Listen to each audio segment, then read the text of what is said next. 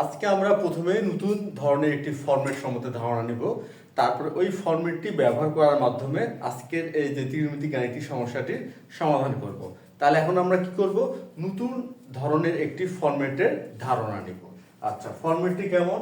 ফরম্যাটটি হচ্ছে এমন যে a plus B plus C সমান সমান হচ্ছে 2n plus 1 into pi by 2।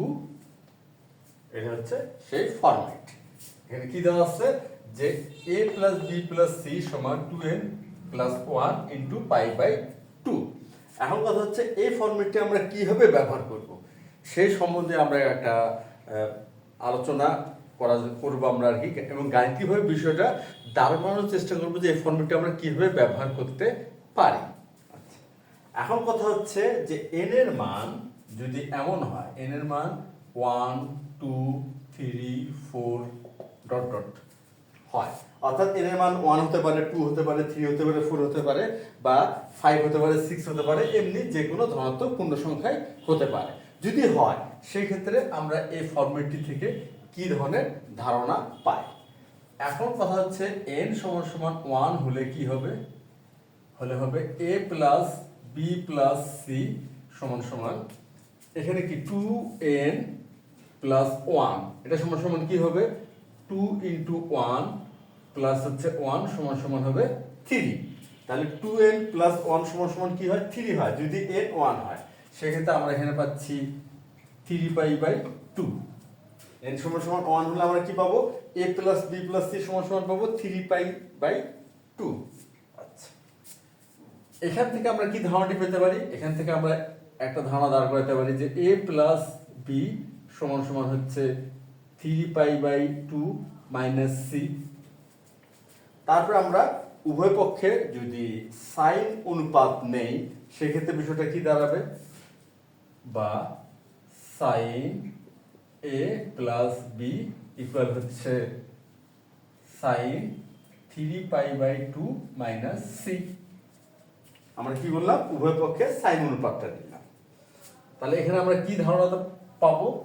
আচ্ছা, এখন খেয়াল করি 3 ইন্টু পাই বাই 2 অর্থাৎ 3 ইন্টু 90।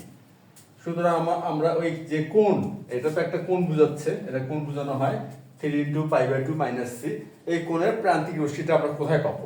এই কোণের প্রান্তিক রশ্মিটা পাবো আমরা দেখি 3 গুণন 90 বিয়োগ সি, অর্থাৎ আমরা যদি 3 গুণন 90 বিয়োগ সি তাহলে আমরা পাচ্ছি 270 এর চেয়ে একটু কম, কেননা সি তো এখানে সূক্ষ্মকোণ বুঝতে হবে। তাহলে 270 এর চেয়ে একটু কম, অর্থাৎ আমরা পাচ্ছি তৃতীয় চতুর্ভাগে। আর তৃতীয় চতুর্ভাগে আমরা জানি সাইন হয় প্লাস, তৃতীয় চতুর্ভাগে সাইন হয় মাইনাস, প্লাস নয়। সাইন প্লাস তো হচ্ছে প্রথম আর দ্বিতীয় চতুর্ভাগে, তাহলে তৃতীয় চতুর্ভাগে সাইন হচ্ছে মাইনাস। আর যেহেতু এটা 90 এর বিজোড় গুণিতক, তাহলে সাইন পরিবর্তিত হয়ে হবে কস, সুতরাং এখানে হবে মাইনাস কস সি। তাহলে এখানে সাইন এই যে সাইন a প্লাস বি সমান সমান কি পেলাম? Minus cos C. এখন n সমান 2 হলে a প্লাস বি সমান আমরা কি লিখতে পারি? সি তো আমরা এবার কি করবো? সিটা একবারে নিয়ে যাবো, তাহলে মাইনাস সি হবে। আর n সমান 2, তাহলে n এর জায়গায় যদি 2 হয় তাহলে আমরা পাবো 2 2 4 5, সেক্ষেত্রে পাবো এটা 5 পাই বাই 2 মাইনাস সি। এখন আমরা যদি উভয় পক্ষে সাইন নেই তাহলে আমরা পাবো sine a plus B equal হচ্ছে sine 5 pi by 2 minus C. আচ্ছা, এখন আমরা দেখি 5 পাই বাই 2 মাইনাস সি, 5টা 90 অর্থাৎ 5টা 90, কিন্তু তার চেয়ে আবার মাইনাস সি মানে সি কম। তাহলে আমরা দেখি 5টা 90, তাহলে হচ্ছে 1 2 3 4 5টা সি কম, তাহলে হচ্ছে প্রথম চতুর্ভাগে। আর প্রথম চতুর্ভাগে সাইন অনুপাত কি হয়? ধনাত্মক হয়, অর্থাৎ এখানে হচ্ছে প্লাস। আর এটা হলো 90 এর বিজোড় গুণিতক, আর 90 এর বিজোড় গুণিতক হলে সাইন পরিবর্তিত হয়ে হচ্ছে কস, সুতরাং এখানে আমরা পাচ্ছি প্লাস কস সি। এখন হচ্ছে n সমান 3 হলে a প্লাস বি সমান সমান কি হবে 3। তাহলে n এর স্থলে যদি 3 হয় 3 দুগুণে 6, এটা হবে হচ্ছে 7। সুতরাং আমরা পাচ্ছি 7π/2 মাইনাস সি, বা sine a plus B equal হবে, এখানে উভয় পক্ষে আমরা সাইন নিব, তাহলে 7π/2 মাইনাস সি। এখন দেখি 7টা 90, 7 গুণ 90 বিয়োগ সি। সুতরাং আমাদের হচ্ছে কি এই 1 2 3 4 5 6 7 সি কম, তাহলে হচ্ছে তৃতীয় চতুর্ভাগ। আর তৃতীয় চতুর্ভাগের সাইন হয় ঋণাত্মক, তাহলে ঋণাত্মক। আর এখানে কি হবে, যদি বিজোড় গুণিতক 90 বিজোড় গুণিতক সাইন হচ্ছে মাইনাস কস সি, তাহলে সাইন পরিবর্তিত হবে কস হবে। সুতরাং আমরা সাইন এ প্লাস বি সমান সমান পাচ্ছি মাইনাস কস সি। এখন n এর মান যদি 4 হয়, n এর মান 4 হলে তাহলে a প্লাস বি সমান সমান হবে কি, এখানে 4, আচ্ছা এখানে 4 হলে এটা হচ্ছে 9, সেক্ষেত্রে এটা হবে 9π/2 মাইনাস সি, বা সাইন উভয় পক্ষে আমরা সাইন নেই, a প্লাস বি ইকুয়াল হচ্ছে সাইন 9π/2 মাইনাস সি। এখন 9টা 90, 9 গুণ 90, এখান থেকে আবার সি কম। আমরা এখন দেখি, এই হলো 4, তারপর হলো 8, তারপরে 9, সি কম, তাহলে হলো প্রথম চতুর্ভাগে। আর প্রথম চতুর্ভাগে সাইন ধনাত্মক হয়, সুতরাং এটা ধনাত্মক হচ্ছে। আর বিজোড় গুণিতকের জন্য সাইন পরিবর্তিত হবে কস, অর্থাৎ এখানে পাচ্ছি কস সি। এক্ষেত্রে আমরা সাইন এ প্লাস বি থেকে পাচ্ছি প্লাস কস সি। এখন কথা হচ্ছে এই যে ফরম্যাটটি, এই ফরম্যাটটি থেকে আমরা একটা ধারণা কিন্তু মোটামুটি দাঁড় করাতে পারছি।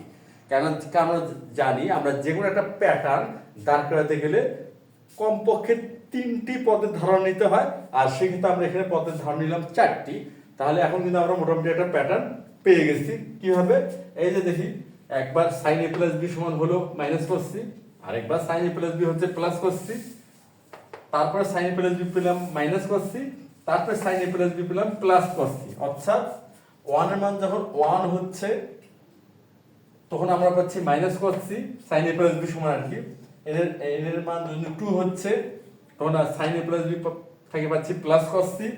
আর এর মান যখন 3 হচ্ছে তখন সাইন এ প্লাস বি থেকে পাচ্ছি মাইনাস কস সি। আর এর মান যখন 4 হচ্ছে তখন সাইন এ প্লাস বি থেকে পাচ্ছি প্লাস কস সি। অর্থাৎ যখন n এর মান বিজোড় হচ্ছে তখন আমরা পাচ্ছি সাইন এ প্লাস বি সমান মাইনাস কস সি, আর যখন জোড় হচ্ছে তখন সাইন এ প্লাস বি সমান পাচ্ছি প্লাস কস সি। এখন এখান থেকে সেই প্যাটার্নের ধারণা আমরা বুঝেই গেলাম। তাহলে এখন কিন্তু আমরা এই ক্যালকুলেশন না করেই বলতে পারবো n এর মান 5 হলে কি হবে, সাইন এ প্লাস বি সমান সমান হবে মাইনাস কস সি। আর n এর মান 6 হলে কি হবে, সাইন এ প্লাস বি সমান সমান হবে প্লাস কস সি। আমরা কিন্তু একটা ধারণা দাঁড় করাতে পারলাম, এবং এটা কিন্তু গাণিতিক ক্যালকুলেশনের মাধ্যমেই, এবং আমাদের যে ধারণাগুলো আমরা সচরাচর ব্যবহার করে থাকি, n into π/2 plus minus theta, এই ধারণাটা ব্যবহার করে কিন্তু আমরা এই ফরম্যাটটি থেকে একটা স্পষ্ট ধারণা দাঁড় করাতে পারলাম, যেটা আমরা কিভাবে প্রয়োগ করতে পারি। আচ্ছা, এখন সাইন এ প্লাস বি থেকে আমরা তাহলে চূড়ান্ত কি সিদ্ধান্ত নিতে পারি, যে সাইন এ প্লাস বি সমান সমান হচ্ছে প্লাস মাইনাস কস সি। আমরা কিন্তু এই চূড়ান্ত সিদ্ধান্তটা দাঁড় করাতে পারলাম যে এ প্লাস বি প্লাস সি সমান 2n প্লাস 1 ইন্টু π/2 হলে সাইন এ প্লাস বি সমান হবে প্লাস মাইনাস কস সি। আচ্ছা, এখন তাহলে হচ্ছে সাইন সি সমান তাহলে কি হবে, সাইন সি সমান কি হবে, তাহলে এখানে বোঝা যাচ্ছে যে a plus B plus C সমান সমান হচ্ছে 2n প্লাস 1 ইন্টু π/2, তাহলে সি সমান সমান হবে 2n প্লাস 1 ইন্টু π/2 মাইনাস হচ্ছে a প্লাস বি।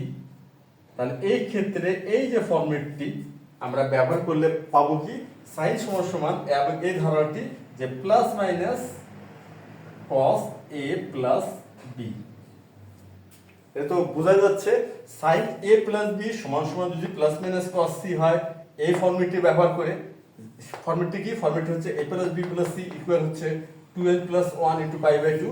সুতরাং এই একই ফর্মেট আমরা যদি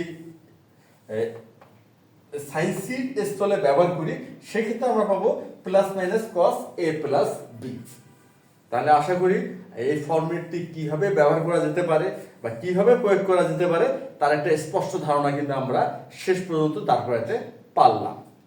এখন আমরা দেখব এই ফর্মেটটি ধারণা আমরা পেলামই, পাশাপাশি আর কি কি মানে ধারণা বা কি কি অনুসিদ্ধান্ত আমরা আজকে ব্যবহার করব এই গাণিতিক সমস্যাটি সমাধানে।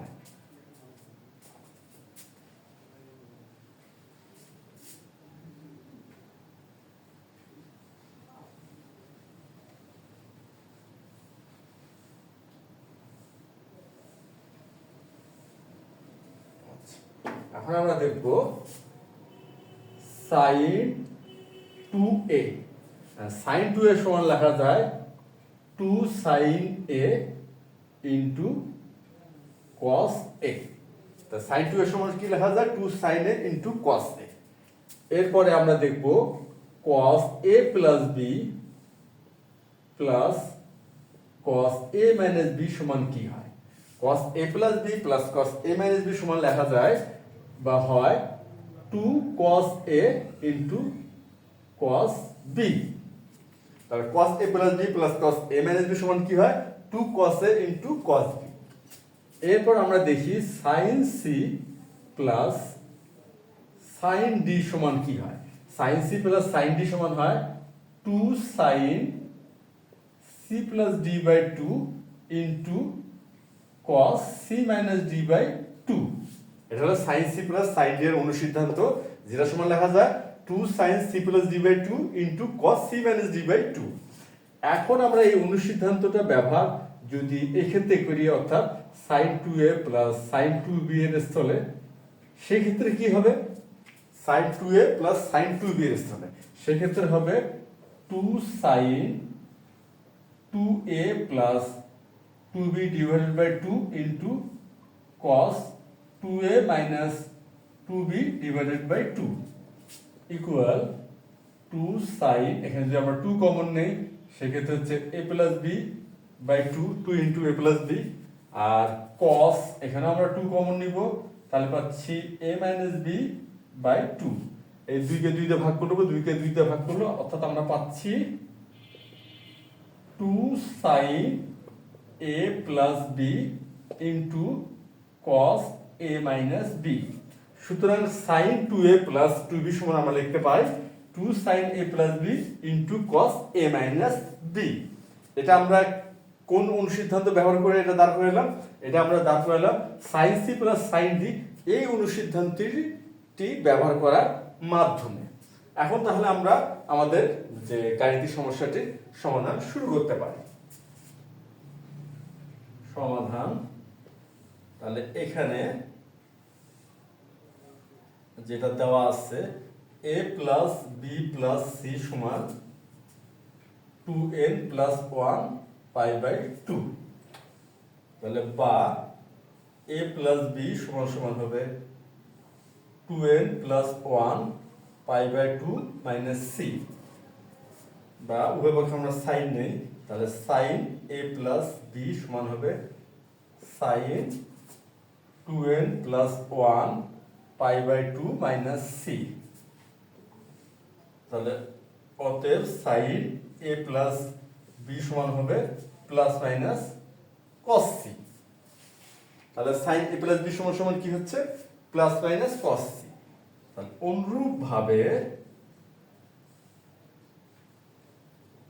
অনুরূপভাবে আমরা পাই sin c সমান সমান plus minus cos a plus b। অনুরূপভাবে sin c সমান সমান কি পাচ্ছি plus minus cos a plus b। সেই একই ধারণা ব্যবহার করে কিন্তু আমরা এই ধারণাটা দাঁড় করাতে পারি। যদি sin a প্লাস b সমান সমান প্লাস মাইনাস cos c হয় তাহলে sin c সমান সমান কি হবে plus minus cos a plus b। এখন আমরা বাম পক্ষ থেকে শুরু করি। বাম পক্ষে কি দেওয়া আছে sin 2a plus sin 2b plus sin 2c, এটা হলো বাম পক্ষ। আচ্ছা, এখন আমরা খেয়াল করি sin 2a plus sin 2b সমান কি লেখা যাবে? sin 2a plus sin 2b সমান লেখা যাবে 2 sin a plus b into cos a minus b। তাহলে এখানে লিখি 2 sin a plus b into cos a minus b। আর sin 2a 2c সমান কি লেখা যাবে? এই যে sin 2a অনুষ্ঠিতান্তটি, অর্থাৎ 2 sin a into cos a, এখানে তাহলে হবে 2 sin c into cos c। আচ্ছা, তাহলে এখানে আমরা sin 2 এর সূত্রটা লিখি বা অনুসিদ্ধান্তটি 2 sin c into cos c। এখন আমরা কি করতে পারি? এই যে আমরা sin a প্লাস b সমান কি পাইছি? Plus minus cos c। সুতরাং আমরা sin a প্লাস b এর স্থলে কি লিখতে পারবো? Plus minus cos c। তাহলে এখানে প্লাস মাইনাস দিচ্ছি 2 cos c into cos a minus b, এখানে প্লাস দিলাম। আচ্ছা, আর এখানে sin c এর স্থলে আমরা লিখতে পারবো plus minus cos a plus b, second bracket plus minus 2। আচ্ছা, sin c এর স্থলে cos a plus b into cos c। এখন আমরা কি করতে পারবো? এখন আমরা কমন নিব। কি কমন নিব? কমন নিব হচ্ছে প্লাস মাইনাস 2 cos c। কারণটা কি? এখানেও আমাদের প্লাস মাইনাস 2 আছে, এখানেও প্লাস মাইনাস 2 আছে, তাহলে আমরা প্লাস মাইনাস 2 কমন নিলাম। আর এখানে cos c, এখানেও cos c কমন নিলাম। তাহলে আমরা পাচ্ছি cos a minus b plus cos a plus b, আমরা এটা পেলাম। আচ্ছা, আর আমরা তো জানি যে cos a minus b plus cos a plus b কিংবা cos a plus b plus cos a minus b সমান সমান কি হয়? 2 ইনটু cos a ইনটু হচ্ছে cos b। তা 2 into cos a into cos b, এটা সমান সমান কি হয়? cos a minus b plus cos a plus b। আচ্ছা, তাহলে এখানে কি হচ্ছে? প্লাস মাইনাস থাকলে 2 আর 2 গুণ করলে 4, তাহলে হচ্ছে cos a cos b cos c। এই যে আমাদের প্রমাণটা কিন্তু হয়ে গেল, plus minus 4 cos a into cos b into cos c equal হচ্ছে রাইট সাইড দেখানো হলো।